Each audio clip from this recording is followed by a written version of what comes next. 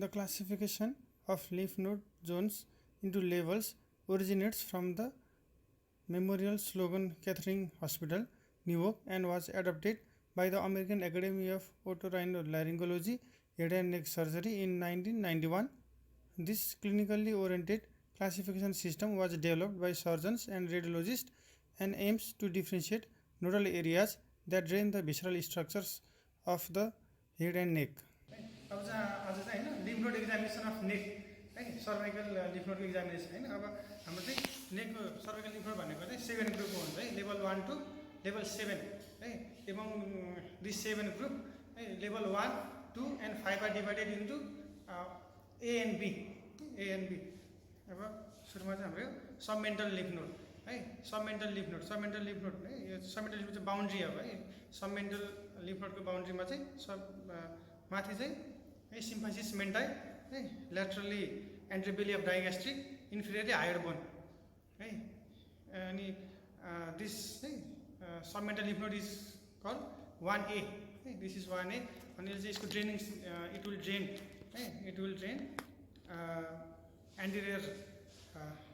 anterior floor of mouth and lower lip and ventral surface of tongue है अनि अब अर्को आयो हाम्रो 1B भनेको चाहिँ सबमेन्डिबुलर लिम्फ नोड है सबमेन्डिबुलर लिम्फ नोड भनेको यहाँ भयो सबमेन्डिबुलर लिम्फ नोडमा यसको अब boundary this is the area of submandibular lymph node यसको बाउन्ड्री भनेको चाहिँ सुपिरियरली म्यान्डिबल त्यसपछि एन्टिरियरली एन्टिरियर बेली अफ डाइग्यास्ट्रिक है अनि त्यसपछि अब आयो posterior laterally posterior belly of digastric and inferiorly higher bone inferiorly higher bone this submandibular triangle it contains submandibular gland submandibular lymph node lingual lobe hypoglossal lobe facial artery facial vein major structure चाहिँ यिनीहरु हुन्छ submandibular triangle is called 1B it will drain lateral surface of mouth that is lateral border of tongue floor of mouth and buccal mucosa in buccal cavity buccal mucosa drain हुन्छ यो भयो हाम्रो 1B अब 1B पछि अब 2 2 भनेको चाहिँ upper jugular 2 भनेको चाहिँ अप्पर जुगुलर भयो अनि 2A level 2 is also further divided into 2A and 2B अनि बाउन्ड्री फर्स्टमा चाहिँ बाउन्ड्री अफ 2 लेभल 2 लेभल 2 को चाहिँ बाउन्ड्रीमा चाहिँ एन्टिरियरली posterior border of posterior belly of digastric and posteriorly anterior border of sternocleidomastoid muscle and this is the apex and this is inferiorly inferior border of hyoid bone inferior border of hyoid bone and this level 2 is further divided into 2A and 2B by spinal accessory nerve spinal accessory nerve and the area above the spinal accessory nerve cranial to spinal accessory nerve is 2B and caudal to spinal accessory nerve is 2A and this level 2 lymph node will drain oropharynx, nasopharynx, hypopharynx and larynx and it is a scalenus lymph node for oropharynx and if there is involvement of lymph node involvement of level 2A then level 2B should also be always removed and level 2B is also known as Suarez triangle and this is upper jugular 2A 2 this is mid jugular or 3 level 3 its boundary is superiorly inferior border of hyoid bone to inferior border of cricoid cartilage and it will drain oropharynx, hypopharynx and larynx अनि 3 पछि अब 4 level 4 भनेको चाहिँ lower jugular चाहिँ level 4 भयो lower jugular and यसको boundary भनेको चाहिँ superiorly inferior border of cricoid cartilage and inferiorly clavicle and level 4 or lower jugular it will drain hypopharynx larynx and level 5 is also known as posterior group lymph node posterior group lymph node को यसको boundary भनेको चाहिँ अब level 5 को चाहिँ boundary भनेको चाहिँ anteriorly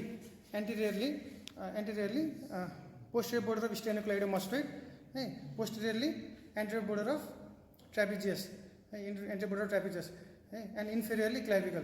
This all is a posterior triangle. Posterior triangle or level 5. Level 5 is further divided into 5A and 5B. Imaginary line which passes from the lower border of cricoid cartilage divide level 5 into 5A and 5B. 5B is also known as supraclavicular node. And this in level 5 all lymph node drain into the level 5, and it also drain from the nasopharynx and cutaneous scalp. And level 5 and in the in level 5 in the spinal accessory nerve is found at the roof of 5A, and transverse cervical artery is found at the inferior lateral aspect of 5B. And 5 by 5 have 6. 6 is also known as anterior group lymph node.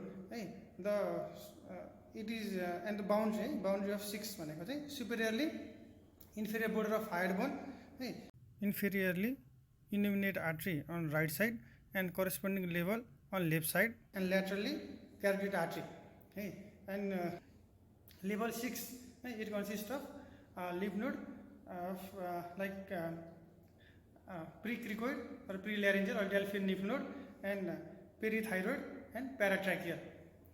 It will drain from the thyroid, glottis, subglottis. And level 7 भनेको चाहिँ mediastinal lymph node. It is present behind the external notch. यो चाहिँ हाम्रो बाउन्ड्रीहरु भयो हैन. अब palpate कसरी गर्ने त है. And for palpating the neck node we have to stand behind the patient.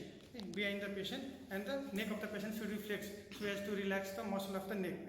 त्यही भएर थोरै रिल्याक्स गर्ने. This is level 1A or submental lymph node. This is we have to relax the patient, and this is 1B submandibular lymph node. This is for, and in the jugular chain 2, 3, 4 they are present around the jugular vein and behind the sternocleidomastoid muscle. So we have to hook through the anterior border of sternocleidomastoid muscle for palpating the 2, 3 and level 4 lymph node, as they are present behind the sternocleidomastoid muscle around the jugular vein. And for palpating we have to flex the head, and the patient head should be tilted towards the side, to which we are palpating. And we should never palpate bilaterally because we may compress the carotid artery. Compression of carotid artery will reduce or compromise the cerebral blood flow, or pressure on baroreceptors of carotid sinus may precipitate reflex bradycardia. त्यही भएर चाहिँ हामीले unilateral एकचोटि palpate गर्दाखेरि we should palpate in only one side. This is upper jugular, upper jugular palpation of upper jugular, mid jugular, then lower jugular or level 4, level 4. And for palpating the level 5, this is the level 5 lymph node, level 5, and this is level 6. Level 6 or anterior compartment lymph node, and this is for level 7. We should palpate in the mid-external and supraexternal notch. It's a level 7 ko लागि भयो. Except this, we may also palpate the lymph node of preauricular lymph node, postauricular lymph node, parietal lymph node, and for palpating the occipital lymph node we have to stand in front of the patient and we have to palpate this way. Occipital lymph node.